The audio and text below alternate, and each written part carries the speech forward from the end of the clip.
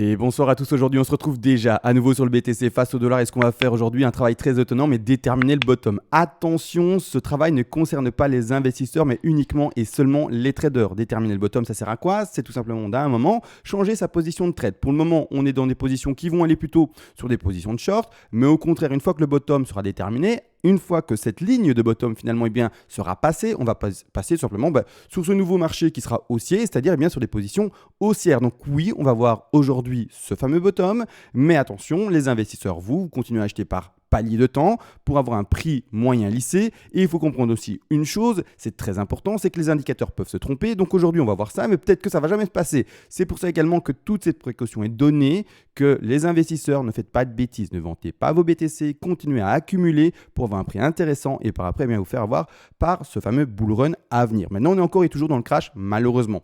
D'ailleurs, comment est-ce que ça va se travailler? Ici, on ouvre tout simplement le H-Ribon et le stock RSI. Les deux se travaillent en corrélation. Également, le stock RSI doit être ouvert uniquement et seulement en monthly et la corrélation des deux indicateurs, à la fois le H-Ribon et à la fois le stock RSI, se travaille uniquement ensemble, d'accord? Ici, attention, pour les indications que je vais donner. Si vous voulez travailler le H-Ribon de votre côté sans le RSI, etc., oui, ce sera une autre manière de le travailler. Ici, dans la vidéo, c'est différent. Et pour déterminer le bottom, c'est différent. Première chose, également, par rapport au H-Ribon, on va l'utiliser juste totalement différemment de ce qui est dit, vu partout.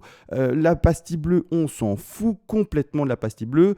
Tout le reste, on s'en fout. Vous allez voir que c'est vraiment la relation entre le stock RSI et le H-Ribon, mais tout le reste, pastille bleue, pastille un peu transparente, verte ici, etc., on ne regarde pas. La seule chose d'ailleurs qu'on va regarder ici sur le fameux H-Ribon, c'est la zone rouge et attention à seulement certains moments, pas à n'importe quand. Donc c'est pas à chaque fin, par exemple, de zone rouge que ça y est, on passe à l'achat. Non plus. Qu'est-ce qui se passe? On va regarder bien entendu et je vais juste le montrer. Ça c'est quand même important de le montrer dans l'historique pour montrer comment est-ce qu'on va trouver finalement cette indication de bottom fait et on va changer notre finalement sens de trade et ne plus être dans une position de vente mais passer tout d'un coup sur une position d'achat et c'est-à-dire finalement vous avez compris ouvrir des longs, d'accord? Donc ici on va regarder dans le passé, rien de compliqué encore une fois. Si je vais essayer de mettre ça en voilà, ça va aller comme ça, on voit, vous voyez bien? Bon, vous me répondez mais je vous entends pas, mais j'espère que c'est le cas. Ce qui va se passer en fait, c'est qu'à chaque fois le bottom dans tout l'historique du BTC, dans tout l'historique du BTC, a été fait en monthly quand le stock RSI était dans les plus bas, c'est-à-dire en dessous des 5. D'accord? Donc vous voyez ici à côté à droite, le gradient en dessous de 5, c'est qu'on est dans la zone de bottom. Maintenant, n'empêche, vous voyez bien que la zone de bottom, par exemple, pour l'année de 2018 à quasiment 2019, parce que le RSI s'étend assez longtemps dans l'année 2018 à 2019, c'est un peu long. D'accord? Ça englobe en fait pour l'indiquer. Si je retire vite l'aimant, j'espère qu'il n'y aura pas trop de dessins. Quand même. Je vais vite passer sur le BLX. Le BLX, à mon avis, sera correct. Je suis sur le BLX. Un graphique où il n'y a rien. Un graphique où il n'y a rien. Je vais regarder. Ok. Je vais vous montrer ça. Excusez-moi pour le cafouillage là, mais voilà. Hop, c'est assez spontané. Mes vidéos, vous le savez très bien. Il n'y a pas non plus tellement de préparation que ça, à part de la spontanéité. Voilà. Donc ici, on ouvre ça. C'est-à-dire qu'en fait, si on achète le stock, et donc c'est-à-dire quand on est dans cette zone-là, c'est un peu bête parce que du coup, en fait, on retrouve une zone un peu... Oups, complètement foirée. Mais une zone un peu longue. On n'est pas du tout sur le bottom.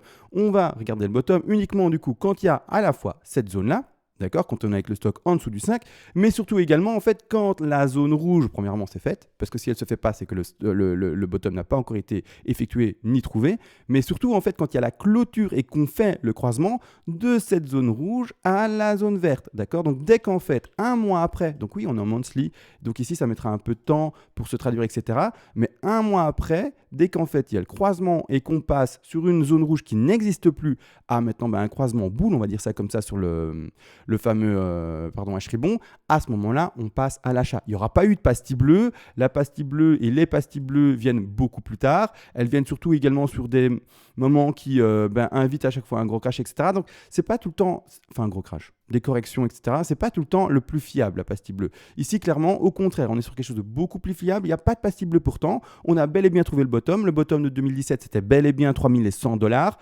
Oui, après, on a été chercher les 4000, mais c'est pas le bottom. Le bottom, c'était ça. Et tout ce qui est déjà à droite là, d'accord, tout ce qui est déjà à droite là, même ce petit bas du 4000 fait déjà partie en fait de l'ascension haussière, d'accord? La même chose ici, il y a eu une grosse correction, mais on n'a pas trouvé, d'accord, regardez bien, un RSI. Donc oui, il y a eu cette zone rouge, mais on n'a pas eu la corrélation avec le stock RSI qui était en dessous des 5. Maintenant, on y est, d'accord? Donc là, on doit attendre que la zone rouge se fasse. D'accord? Donc ici, il y a eu zone rouge, il y a eu pastille bleue, mais non, ce n'était pas un bottom dessiné, il y allait avoir par après une correction qui va aller plus bas. Alors attention, c'est ce que je disais en début de vidéo, ça pourrait se tromper, alors ce serait une exception par rapport à ce qu'on connaît historiquement, c'est-à-dire que depuis ces 12 années d'évolution, ça a toujours été comme ça, et si cette fois-ci ça ne se passe pas comme ça, ben c'est comme ça, d'accord? Donc attention les investisseurs, d'accord? C'est toute la précaution qu'il faut avoir, ne pas croire non plus lire l'avenir, mais par contre ce qu'on peut faire c'est travailler les données, en anglais on dit ça les data, et de cette manière-là, eh bien après, se configurer un plan, entre guillemets, et se dire, ben voilà, une fois qu'il y a de nouveau cette même configuration que dans le passé, ben je repasse oui ou non à l'achat. Même chose ici, d'accord? On va regarder bien entendu, je mets ici le H-Ribbon en visible, même chose ici, on retourne ici en année de 2015, 2015, la même chose, le stock est bel et bien très bas, d'accord? On est ici sur les plus bas de ce dernier. Et enfin, quand il y a, donc on a passé les 5, d'accord? Ici, il est vrai qu'on dépasse un peu les 5 à la fin. J'essaye en fait de rendre visible correctement le cours, mais avec le bull run énorme qu'il y avait précédemment, c'est pas facile. De cette manière-là, je vais y arriver, hein. Je vais y arriver. Ne vous inquiétez pas, on va y arriver. Voilà, on va y arriver, je zoome là-dessus. La zone rouge a été dessinée très petite, très petite, mais elle a été dessinée. Et à partir de ce moment-là, une fois qu'on a trouvé cette zone très basse, d'accord, on a été sous les 5, on a été à 2 là, 3, 1, boum, boum, boum. Et à la clôture ici, on a 4,75, 5. Allez, vraiment, bon, c'est la zone, hein. On met encore une fois voilà, un petit repère horizontal et c'est la zone. Tant qu'on est vers cette ligne, c'est déjà bien. D'accord, j'ai donné 5 de manière stricte, mais c'est pas 5 strict, hein. D'accord, ça peut être 6, ça peut être 7, mais pas non plus 15, 20, vous avez compris. Il faut aller toucher vraiment les très bas. De cette manière, de toute manière, une fois qu'on a eu cette zone de stagnation énorme, etc., et qu'on a eu de nouveau eh bien, ce croisement boule, on va dire ça comme ça, eh bien, c'était de nouveau effectivement la zone de bottom. D'accord? Et par après, let's go. Après, on a reconnu bien la hausse consécutive pour l'année de 2016 à 2017 pour bien le nouveau bull run qui était juste impressionnant jusqu'à 19 000, 20 000 $. Vous le savez tous, à mon avis, vous avez pour beaucoup vécu ces moments-là. Donc ça également. Et en fait, c'est ça qu'on attend. C'est bête, mais c'est pas plus simple. D'accord? C'est ça qu'on attend. Ici, malheureusement pour nous, l'historique est trop court. Donc, il y a pour le stock pas de dessin par rapport à cela, étant donné que le stock, c'est également des moyennes mobiles, etc. Vis-à-vis de différentes choses, hein, on ne va pas expliquer, etc. Mais voilà, c'est un peu plus compliqué. Mais en gros, il n'y a pas assez d'historique pour faire ce travail en monthly, malheureusement. Malgré tout, ce qu'on peut observer, et c'est une simple observation, c'est que tant qu'il n'y a pas eu cela, le bottom n'a pas été, ou en tout cas on a de fortes chances que le bottom ne soit pas encore indiqué. Pour le moment, quand on regarde où est-ce qu'on en est, le bottom n'est juste pas du tout indiqué. On est enfin avec le stock bon, mais par contre le H-Ribbon, il n'est pas du tout bon. D'accord? Il faut qu'ici le cours continue à baisser de manière plus drastique. C'est bête, mais beaucoup plus drastique, pour enfin baisser et enfoncer.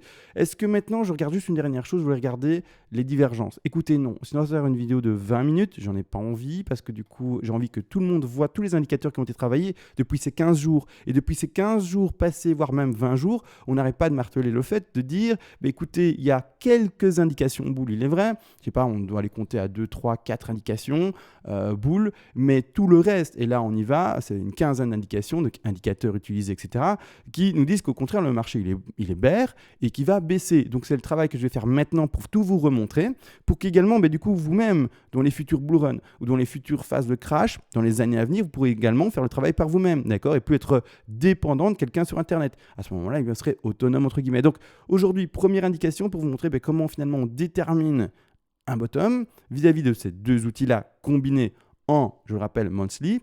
Et également, cette détermination de bottom, de nouveau avec toute la précaution que je peux prendre, n'est pas ici à destination des investisseurs. Vous, les investisseurs, tout comme moi, je vous le dis, on achète un peu tous les mois, un peu toutes les 2 semaines par exemple. On fait en sorte de ne pas lire l'avenir, d'accord? Par contre, les traders, vous, ça serait une indication très utile de voir ces deux indications avec le stock RSI et le H-Ribbon indiqué, pour changer la direction de votre trade en vous disant, vis-à-vis de ce qu'il y a déjà eu par le passé, il y a plus de chances maintenant que ce soit favorable pour moi d'ouvrir des longs et non pas continuer à insister à ouvrir des shorts. D'accord? On est dans une zone déjà très basse, tout coïncide pour bien montrer un nouveau bottom. Donc là maintenant, c'est parti, je vois maintenant un cours qui peut remonter. Donc non, dans cette vidéo-ci, il est vrai, je ne donne pas un chiffre. On peut déterminer par rapport au travail précédent fait, par exemple de ce matin, pour ceux qui veulent voir la vidéo, un bottom possible aux alentours des 23 000 $ parce qu'il y a un beau gap. Les Fibonacci d'extension vont également bien se poser à ce niveau-là. Malgré tout, rien n'empêche, et je le rappelle également, au BTC d'aller voir les 13 000, voire même les 14 000 $, d'accord ? Et également, c'est important de le comprendre, on peut, et je sais qu'il y en a beaucoup qui le disent, que l'ancienne résistance d'ATH d'année 2017-2018, donc ici, décembre 2017, et boum, on passe à 2018 juste en janvier, eh bien, c'est impossible de le transpercer. Je l'ai déjà démontré par le passé, et on va retourner quand même pour le montrer, parce que je sais que là, c'est quand même difficile pour certains d'entendre ça, mais on peut réécraser, en fait, les plus hauts précédents faits, d'accord, par rapport au bull run. C'est-à-dire qu'ici, en fait, qu'est-ce qui s'est passé? On a eu, et ça, c'est difficile à voir pour beaucoup, en fait, on a eu ici un énorme bull run, d'accord? Ici, on a été au prix, donc l'ancienne ATH, je vous le montre, je vous l'énonce, 32 $. On va essayer de chercher les plus bas qui sont aux alentours des... on a été très bas, 2 $, 1 $, etc. 32 à 1 $, même moins. Et ensuite, écoutez bien, on a été jusqu'à 268 $. Donc je vous laisse faire le calcul. C'est un très beau facteur multiplicateur par rapport au bottom précédent. Et cet ATH qu'on vient d'indiquer, et donc cette hausse-là, qui est juste phénoménale, en fait, elle est après consécutive avec un deuxième bull run. Tout a été très vite à ce moment-là, ici clairement, et rien n'a été impossible dans le cas où on a réenfoncé ce dernier ATH, et c'est bel et bien un ATH. Cette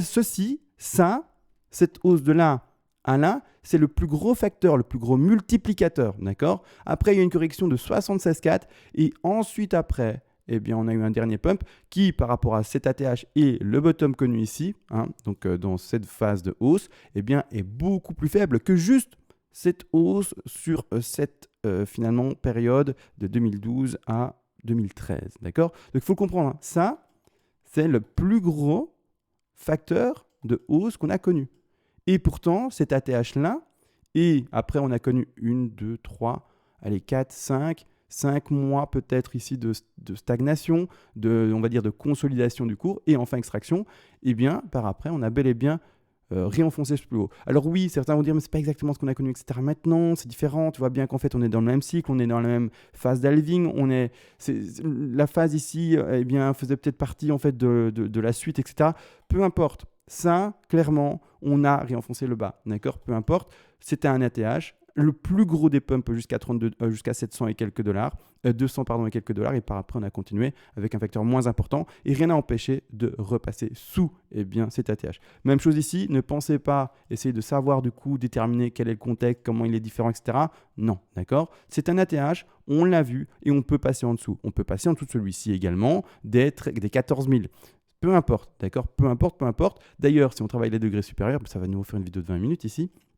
Si on travaille les degrés supérieurs, c'est horrible ici. Je vais passer. Est-ce que je peux pas montrer les degrés supérieurs ici? C'est mieux, ouais. Quoique, c'est compliqué. Eh bien, en fait, bon, excusez-moi, c'est un peu compliqué, mais une 2 ici peut enfoncer jusqu'à aller à 3000 et pas du tout invalider le plan haussier. D'accord? Pourquoi? Parce qu'on est dans un degré supérieur sur vraiment, en fait, un nouveau cycle.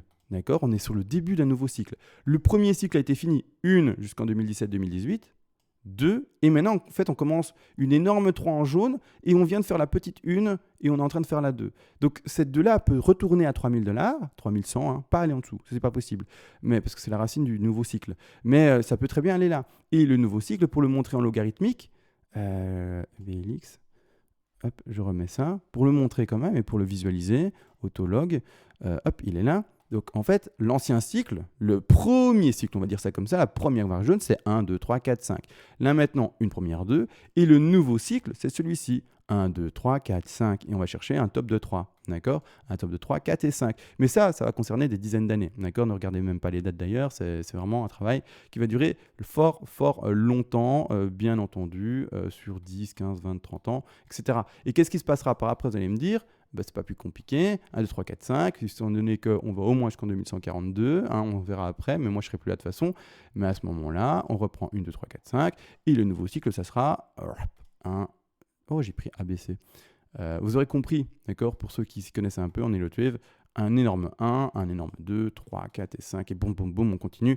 Là, je l'ai mal indiqué, etc., parce que bon, sinon j'ai dézoomé, etc. Mais vous aurez compris, il y a un énorme cycle encore supérieur, etc., qui va encore durer plus de temps, etc. Un peu finalement comme on peut observer sur Amazon, Facebook, etc. Des choses un peu paraboliques, tout simplement. Et on est clairement dans cette optique-là sur le BTC. Ceux qui n'ont pas vu d'ailleurs la courbe d'adoption du BTC vis-à-vis, donc c'est-à-dire face VS, Internet, la courbe d'adoption est plus évolutive, plus rapide que celle d'Internet. Donc le BTC est adopté pour le moment de manière folle. Et donc, il faut s'attendre à ce que ça pète clairement et dans 20 ans, potentiellement être au moins ce qu'Internet est maintenant. Au moins ce qu'est Internet maintenant, donc c'est-à-dire quelque chose de dingue, hein. Clairement, hein. Bon, du coup, j'ai tout vu. J'ai parlé de choses dont je ne voulais pas parler. La vidéo sera un peu plus longue, mais c'est pas grave. Mais au moins, je suis complet. Et chaque interrogation que vous avez peut-être pu vous poser, j'y ai répondu. En tout cas, j'essaie de démontrer les choses par rapport aux données historiques du BTC passé. D'accord? Sur ce, je vous souhaite une bonne soirée. On se retrouve comme toujours à demain. Ciao.